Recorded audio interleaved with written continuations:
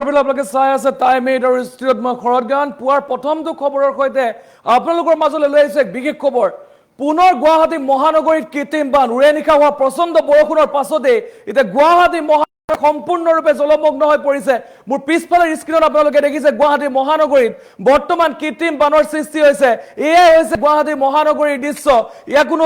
গাঁও অঞ্চল নহয় গুৱাহাটী মহানগৰীৰ দৃশ্যৰ এজাক বৰষুণৰ পাছতে এতিয়া সমগ্ৰ অঞ্চল এতিয়া কৃত্ৰিম বানৰ কবলত পৰা দেখিবলৈ পোৱা গৈছে ৰুক্মিণী গাঁও হাতী গাঁও ৰাজগড় প্ৰতিটো প্ৰান্ত বৰ্তমান বানৰ কবলত এয়া দৃশ্যাংশ আমি মোৰ বেক সাইডে দেখুৱাইছো বেক সাইডৰ স্ক্ৰীনত দেখিবলৈ পাইছে দৃশ্যাংশ আৰু মই পোনপ্ৰথমে পিচিআই টিমক অনুৰোধ জনাম দৃশ্যাংশ দেখুৱাবৰ কাৰণে আজি পুৱাৰ ভাগৰ যি অৱস্থা সৃষ্টি হৈছে মই দৃশ্যাংশ দেখুৱাবলৈ চেষ্টা কৰিম পুৱাৰ ভাগৰ যি দৃশ্য এয়া পুৱাৰ ভাগৰ দৃশ্য উৰে নিশা হোৱা এজাক বৰষুণৰ পাছতে এতিয়া সমগ্ৰ গুৱাহাটী মহানগৰবাসী বৰ্তমান বানৰ কবলত বুলি ক'ব পাৰি নিশাটো বৰষুণ হৈছিল সম্পূৰ্ণ নিশা বৰষুণ আৰু তাৰ পাছতে এতিয়া গুৱাহাটী মহানগৰ সম্পূৰ্ণৰূপে জলমগ্ন কি হাতীগাঁও কি ৰুক্মিণী গাঁও কি ৰাজগড় এই ৰাজগড়ৰ দৃশ্য আমি দেখুৱাইছো চাউনমাৰী ৰাজগড় সংযোগী যি পথ সেই সংযোগী পথ বৰ্তমান বানৰ কবলত বুলি ক'ব পাৰি সমগ্ৰ ৰাজপথ বৰ্তমান দেখিবলৈ পাইছে কেনেধৰণৰ হাহাকাৰ পৰিস্থিতিৰ সৃষ্টি হৈছে এখন ট্ৰাক মাজত ৰৈ গৈছে হয়তো এই ট্ৰাকখন বেয়া হৈছে আৰু সেই ট্ৰাকখন বেয়া হোৱাৰ কাৰণে মাজত ৰৈ যাবলগীয়া হৈছে যাৰ বাবে যান জঁটৰ সৃষ্টি হৈছে এখন দেখিছে ট্ৰাকখন কিদৰে ৰাস্তাৰ মাজত ৰৈ গৈছে ভয়ংকৰ বানৰ বাবে বাছ ট্ৰাকখন আহিব নোৱাৰি এনেধৰণে ৰাস্তাৰ মাজতে ৰৈ যাবলগীয়া সম্ভৱতঃ ট্ৰাকখন বেয়া হৈছে আৰু যাৰ কাৰণে সমগ্ৰ ৰাজপথটো বৰ্তমান যান জঁটৰ সৃষ্টি হৈছে আমি দেখুৱাই আছো টাইম 8 এক্সক্লুসিভ দৃশ্য আমি দেখুৱাবলৈ চেষ্টা কৰিছো কেনেধৰণৰ পৰিস্থিতি বৰ্তমান উৰে নিশা হোৱা এজাক বৰষুণৰ পাছতে এতিয়া ভয়ংকৰ পৰিস্থিতিৰ সৃষ্টি হৈছে গুৱাহাটী মহানগৰবাসী আৰু আমি দৃশ্যাংশ দেখুৱাইছো হাহাকাৰ পৰিস্থিতিৰ সৃষ্টি হৈছে মহানগৰবাসীৰ মাজত সমগ্ৰ ৰাজপথ বৰ্তমান বানৰ কবলত এই ৰাজগড়ৰ দৃশ্য ৰাজগড় একাঠু পৰ্যন্ত পানী হোৱা দেখিবলৈ পোৱা গৈছে আৰু সমগ্ৰ নিশাৰ ভাগৰ পৰাই উৰে নিশা বৰষুণ হৈ থকাৰ ফলত গুৱাহাটী মহানগৰীত কৃত্ৰিম বানৰ সৃষ্টি হোৱা দেখিবলৈ পোৱা গৈছে মই দৃশ্যাংশ আপোনালোকক দেখুৱাইছো ইয়াৰ ৰাজগড়ৰ পথ আৰু ৰাজগড় সমগ্ৰ অঞ্চল বৰ্তমান বানৰ কবলত আমি জনাইছো এই মুহূৰ্তৰ খবৰ অকল ৰাজগড়ে নহয় অনিল নগৰ নবীন নগৰ প্ৰতিটো প্ৰান্ততে বৰ্তমান পানী হোৱাৰ খবৰ আহি পৰিছে আপোনালোকে কমেন্ট কৰিব পাৰে আপোনালোকে কোন অঞ্চলৰ পৰা চাই আছে গুৱাহাটী মহানগৰবাসীয়ে যদি চাই আছে তেতিয়াহ'লে আপোনালোকে কমেন্ট কৰিব পাৰে আপোনালোকৰ অঞ্চলত বানপানী হৈছে নি যেহেতু ৰুক্মিণী গাঁৱত বৰ্তমান পানী হাতীগাঁও ৰুক্মিণী গাঁও ৱায়াৰলেছ সকলোতে বৰ্তমান কেৱল পানী আৰু বৰ্তমান সময় আমি সেই দৃশ্যাংশ দেখুৱাইছো ৰাজগড়ৰ দৃশ্য আমি দেখুৱাবলৈ চেষ্টা কৰিছো ৰাজগড়ত ভয়ংকৰ বান একাঠু পৰ্যন্ত পানী উঠা দেখিবলৈ পোৱা গৈছে আমি দেখুৱাই আছো এই দৃশ্যাংশ আপোনালোকক কেনেধৰণৰ পৰিস্থিতিৰ সৃষ্টি হৈছে ইয়াৰ পূৰ্বে কালিৰ দিনটোত জোৰাবাটত ভয়ংকৰ পৰিস্থিতিৰ সৃষ্টি হৈছিল তাৰ মাজত আজিৰ দিনটোত যদি চাওঁ কালি উৰে নিশা বৰষুণ দিয়াৰ পিছত আজি পুৱাৰ ভাগৰ পৰা গুৱাহাটী মহানগৰীৰ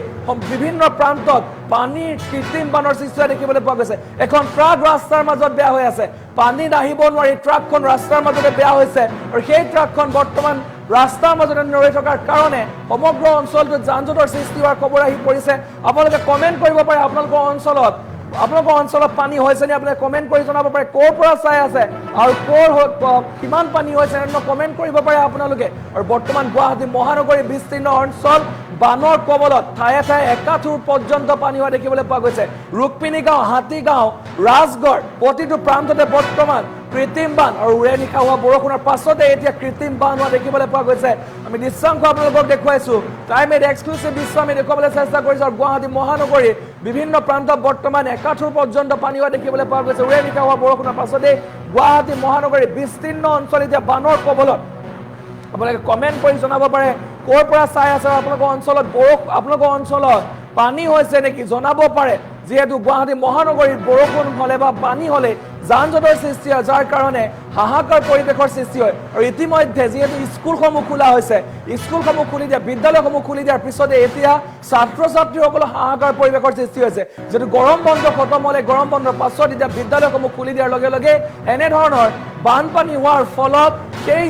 বিদ্যালয়লৈ যোৱা ছাত্ৰ ছাত্ৰীসকল যথেষ্ট অসুবিধাৰ সন্মুখীন হোৱা দেখিবলৈ পোৱা গৈছে আৰু এক প্ৰকাৰ হাহাকাৰ পৰিস্থিতিৰ সৃষ্টি হৈছে গুৱাহাটীৰ মহানগৰবাসীৰ মাজত কিয়নো নিশাৰ ভাগৰ হোৱা সেই বৰষুণ জাকৰ পাছত এতিয়া প্ৰায়সমূহ অঞ্চল বানৰ কবলত আৰু গুৱাহাটী মহানগৰীত বান হলে বা কৃত্ৰিম বানৰ সৃষ্টি হলে বাহন বাহিৰলৈ উলিয়াব নোৱাৰে কাৰণ বাহনখন আপোনাৰ বাহিৰলৈ উলিয়ালে সেই বাহনখন হয়তো বেয়া হয় আৰু যাৰ ফলত আপোনাৰ হাজাৰ হাজাৰ টকা খৰচ হয় সেই কাৰণে বহু লোকে বৰ্তমান সময়ত নিজৰ বাহনখন বাহিৰলৈ উলিয়াবলৈ ভয় কৰে আৰু তাৰ পৰিৱৰ্তে